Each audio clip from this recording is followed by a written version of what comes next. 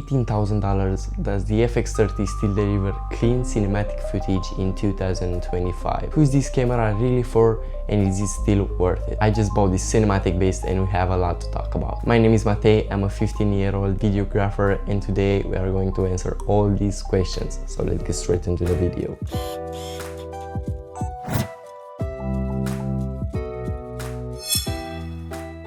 Being as young as I am, it's a dream coming true owning this camera. The FX30 is part of Sony's 8-camera CINE line, launched in 2022. It has an APS-C crop sensor and can record up to 4K 120 FPS. With 26 megapixels and dual-base ISO, it is almost identical to its bigger brother, the FX3.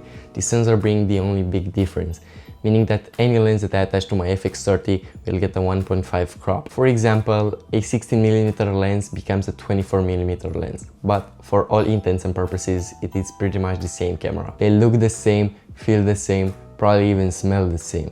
The only barely noticeable difference is that the FX30 is half the price of the FX3. No big deal at all. Now, upgrading from the Sony ZV-E10, I was shocked when I first got to film after the switch. I'll be totally honest, I got a little lost when setting up the camera, but it only took me 2 days of research to fully understand all the cinematic tools that the FX30 has to offer. From CINE EI to focus picking or custom LUTs and preview LUTs, this camera finally allows me to bring to life all the stuff that I've got in my head. At first, I thought I needed to manage 2 ISOs and had no idea what CINE EI was. I was exposing improperly and the noise was just scratching my eyeballs. In short, CINE EI works just like the ISO, but it doesn't affect the sensor, just what you see on the monitor. This is very effective in overexposing because it keeps all the highlights and shadows without introducing unnecessary noise. Combined with shooting in log, the FX30 gives you a wider range of colors, easier to grade in post, just like editing a RAW photo. Now, being so similar to the FX3 but still a step down, it begs the question: why would someone who already owns an FX3 or even an FX6 still buy the FX30? Or even better,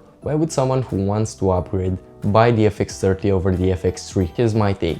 Having the FX30 as a big camera, it's such a game changer in terms of quality and production. It's small, light, and easy to throw on a gimbal and have a more run and gun kind of style. Handheld, fixed, or stable, this camera does the job perfectly and makes a killer of a secondary camera. Now, upgrading to the FX30 is such a great decision, being a more affordable Sony cinema camera. So, should you buy the FX30 over the FX3? Honestly, no.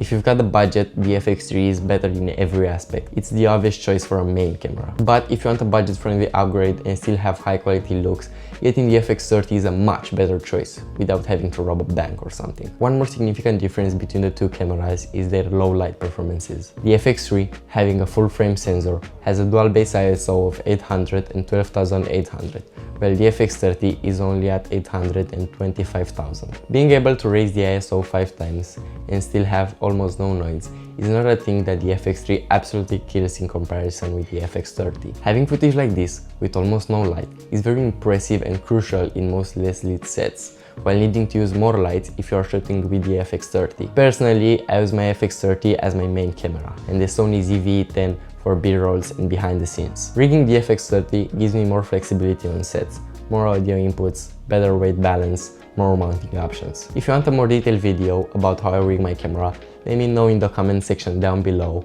and I'll make a video about it. Now, here's a little montage with some videos I filmed in the past days with my FX30.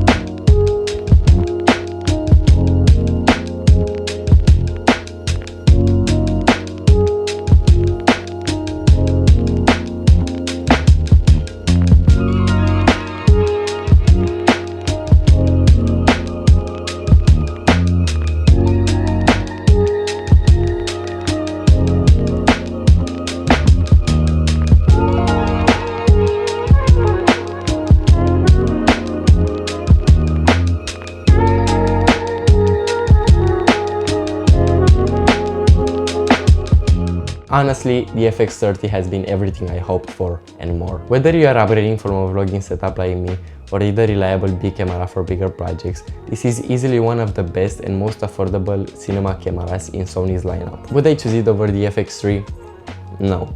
The FX3 wins with full frame sensor, better low light performances and richer color depth. but for half the price and 90% of the experience, the FX30 is a total win. And for me, right now, it's more than enough. Let me know in the comments what you want to see next. A rigging tour, my takes on controversial debates, tutorials, whatever you're curious about. Make sure to hit that like button if this video helps, subscribe if you want to follow along my filmmaking journey, and I'll catch you in the next one. Bye.